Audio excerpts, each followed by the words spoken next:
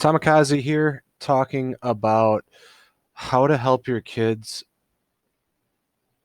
make money without them even knowing it. So when they turn 21, they are set for life. You don't even have to tell them about this. This is for emergencies.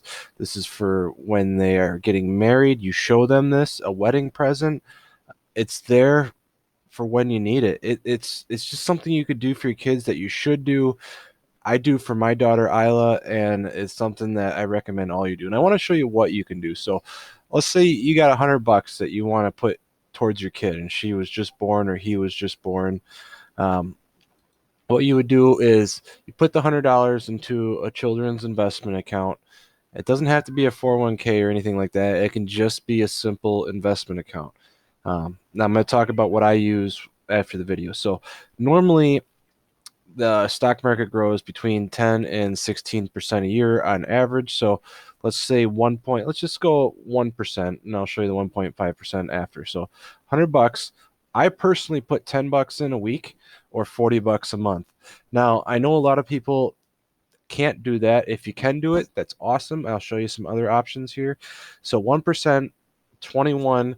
I mean, let's say they get married at 25 or 30. It doesn't matter. This is probably the best wedding present slash I turned 21 and don't know what to do with my life. I want to start a company, anything like that. So let's calculate this.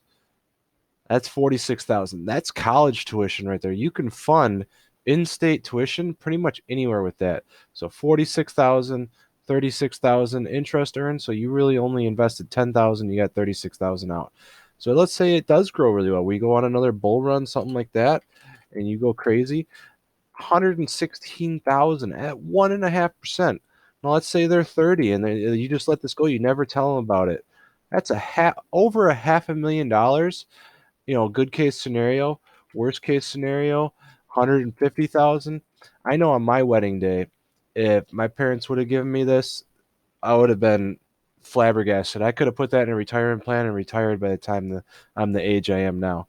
But this is definitely something you could do. Let's say you don't have, they never need it, and they're 40, and you just feel like they want to buy a new house or something. There's a $500,000. It's just something you can do. $40 a month. Let's say you can afford $10 a month with a $100 starting investment when they're 21. Let's just look at these numbers.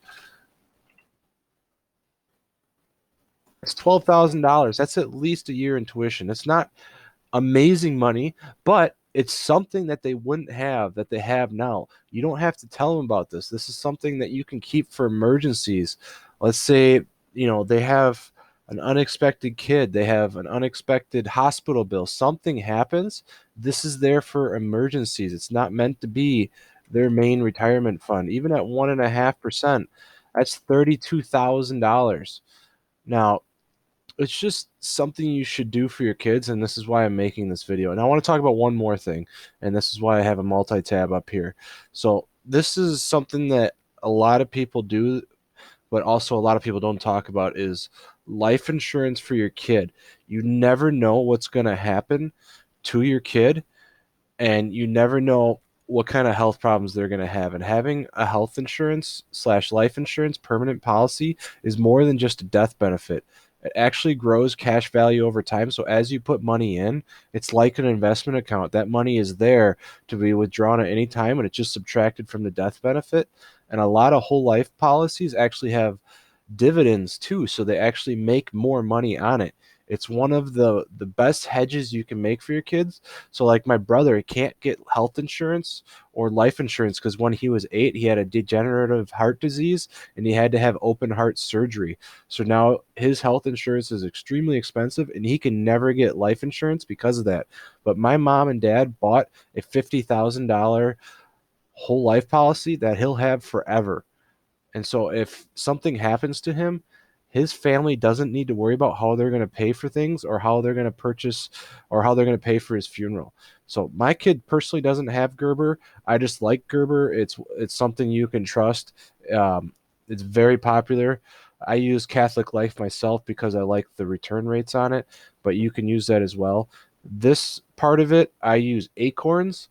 Acorn is an app you can have on your phone. You can put monthly or weekly deposits in there. You can also set roundups. So let's say you spend $5.88 on something, it'll round it up to $6, and that extra 12 cents will go into your kids. It's another way to put money into your account without actually noticing it. So you spend 4.30, it puts 70 cents in your account. So I'll put a link in for Acorns after this, so I might as well get referral bonuses, right?